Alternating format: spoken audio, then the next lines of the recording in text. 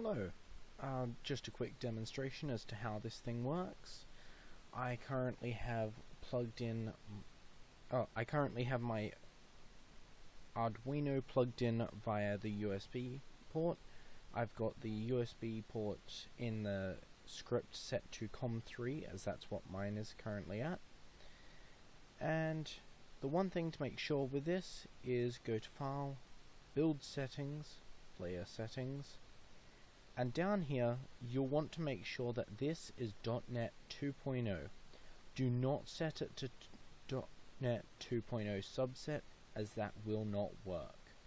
So set it to that. From there, on top of my Arduino I have a game board. It's the joystick with the buttons on it, a gamepad shield I believe it's called, and yeah, that's pretty much all you need. I will start up the ball script. So it's very simple, a ball controlled by the joystick, and if you press one of the buttons it jumps. Very straightforward.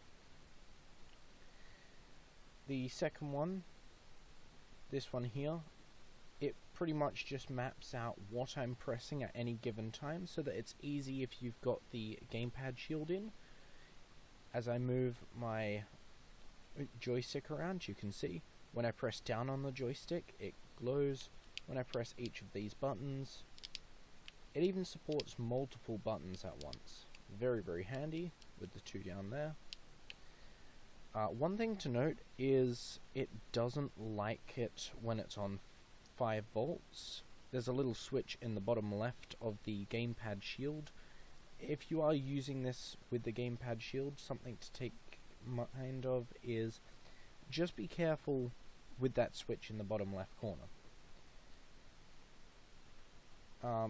It's supposed to be set to 3.3 volts under normal circumstances. So, of course you can modify the numbers inside if you want to have it at 5 volts, but there's no real reason to. And I have a full Arduino debug here, which it doesn't have anything to do with the gamepad. It will note when you are pressing certain buttons. It will also tell you when an analog pin moves. I'm moving it left to right and moving the joystick up and down. I even have plugged in an accelerometer, specifically a magnetometer. It just changes its resistance. Sorry about the flickering on digital pins 11, 12 and 13. Pins 9 through 13 aren't currently being used for anything, and hence they're not wired to negative and they're acting as tad strange. So as I move it, you can see analog pin A2 is changing. And you can use this very simply for an Arduino driving game if you wanted. So that's pretty much how to do it. If you wanted to talk to the Arduino directly, you can just look in here and see how it works. It's very straightforward. All you need is serial port SP, or rather you can call that anything you want. This is the serial port number that it's on, or USB port number, and that's your baud rate. Arduino's normally 9600. To open it, just in your start method, sp.open, or whatever that variable was, and I would suggest setting the timeout. And then from there, all you want to do is to read from the Arduino. It's just sp.read. Specifically, mine's read line, and then I've split it using these. So now onto the Arduino side of things. I have with this package an Arduino script, and here it is here.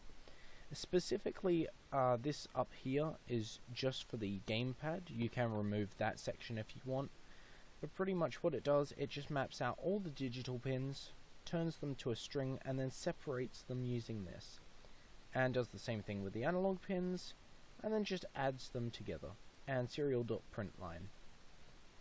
This is something I'm currently working on. You don't have to worry about that. That's for a later project when I do the same thing but the other way round, where Unity is sending large packets of data to the Arduino. Still having a bit of problems with that, but yeah, I'm getting there. So, that's pretty much it. You just upload this script, perhaps without that and without that. You would just upload that, and you are ready to talk. This isn't specific. It will literally give out every single digital pin, every single analog pin. Very straightforward to use. And yeah. So if I go Control U to upload it, and then move over to Unity, it's very straightforward. Left, right, up, down, your accelerometer, and your buttons. Again, just be careful of pins that aren't grounded, because they might false trigger. So yeah, that's pretty much the script.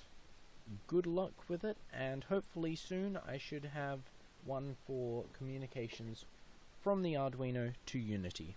And then eventually I will be sending out a package for bidirectional communications. So yeah, good luck with using this.